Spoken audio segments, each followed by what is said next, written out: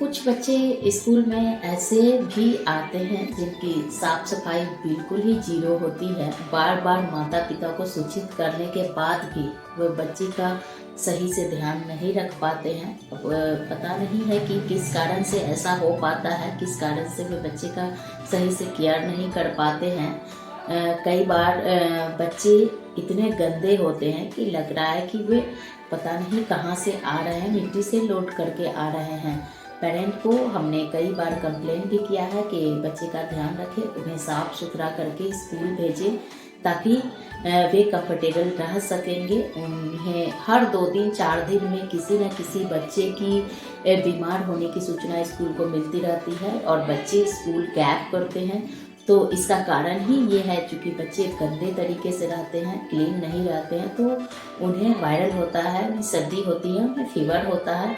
तो ध्यान रखें कि बच्चे को साफ सुथरा रखें।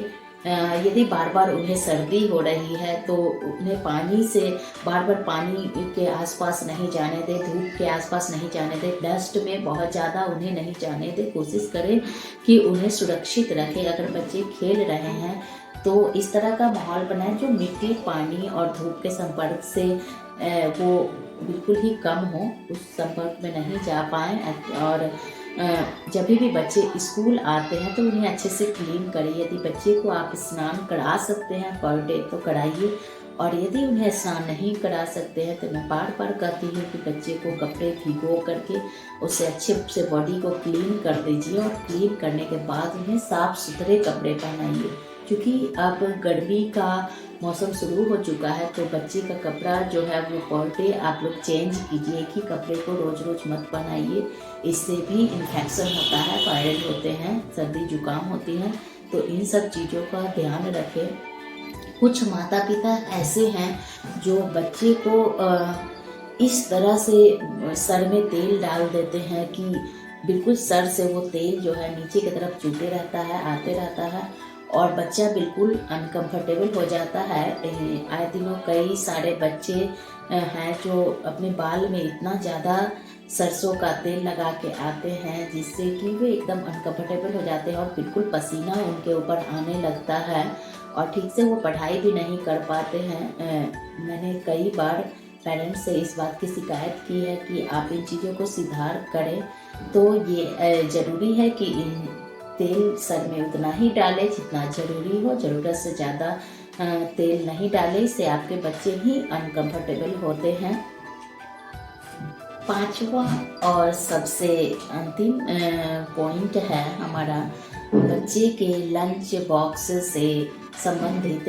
तो बच्चे को जो आप लंच बॉक्स देते हैं, वाटर बॉटल देते हैं, उनका क्लीनिंग सप्ताह में 1 दिन गर्म पानी से आप लोग अवश्य ही करें। कई सारे बच्चे ऐसे होते हैं जिनके लंच बॉक्स में बिल्कुल काले काले धब्बे जमे होते हैं, मिट्टी जमी हुई होती है।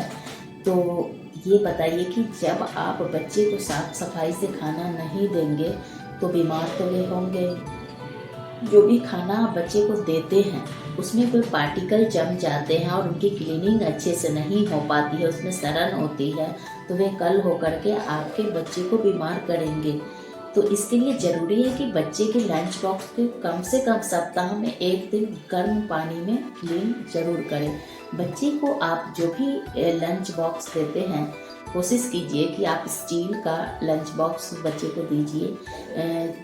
कुछ बच्चे कल्प में भी ऐसे आते हैं जो कि प्लास्टिक के लंच बॉक्स में खाना लाते हैं। सुबह सुबह माताएं खाना बनाती हैं और जो खाना बनता है गर्म गर्म ही प्लास्टिक के लंच बॉक्स में डाल दिया जाता है।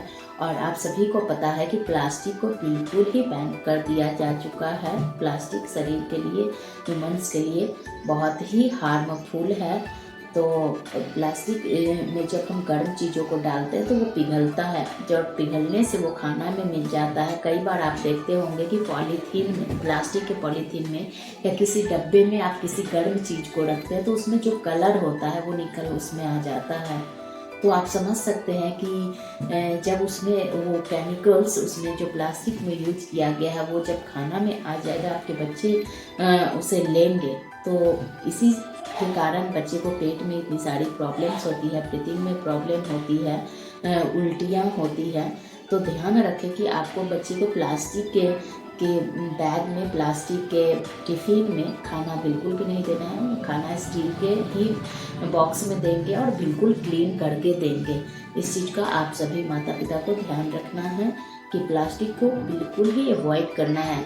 जहाँ तक पॉसिबल हो आप लोग वाटर बॉटल भी बच्चे का जो है वो स्टील का ही लें, छोटा-छोटा स्टील का बॉटल ले लें और उसी को क्लीन करके उसी में पानी डाल करके बच्चे को दें।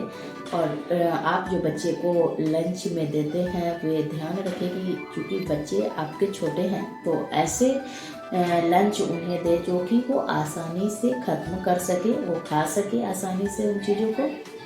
कई माता-पिता ऐसे हैं जो कि लंच में बच्चे को चावल दे देते हैं, दाल दे देते हैं और कुछ ऐसा रसीला सब्जी डाल देते हैं जो कि बच्चे के लंच बॉक्स से भी गिरता रहता है और कई बार वो बैग में भी गिर जाता है।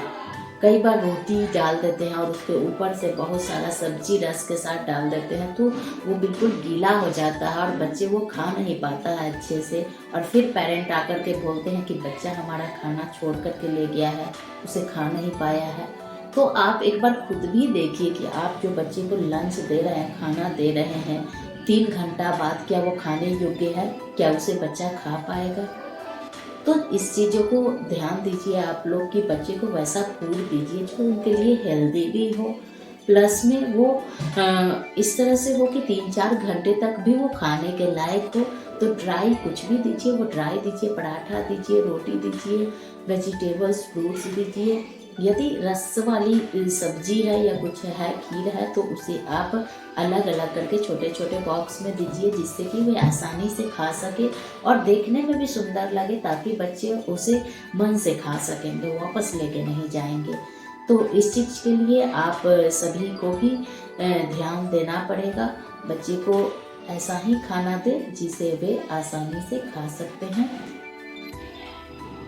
कुछ पेरेंट ऐसे भी हैं जो मैं आजकल ज़्यादातर देख रही हूँ कि बच्चे को बड़ा-बड़ा बिस्किट का पैकेट्स दे देते हैं, चिप्स का पैकेट्स दे देते हैं या पर डे उन्हें नूडल्स, पास्ता दे देते हैं जो कि उनके लिए हेल्दी नहीं है। वे बच्चे एक बार खा लेंगे परंतु उनका डाइजेशन इतना मजबूत नहीं है कि उसे डाइजेस्ट कर पाएँगे। तो ये आपकी ज़िम्मेदारी है कि बच्चे को ऐसा फूड दें जिसे वे इजीली डाइजेस्ट कर सकें और उन्हें किसी भी तरह की कोई प्रॉब्लम नहीं हो।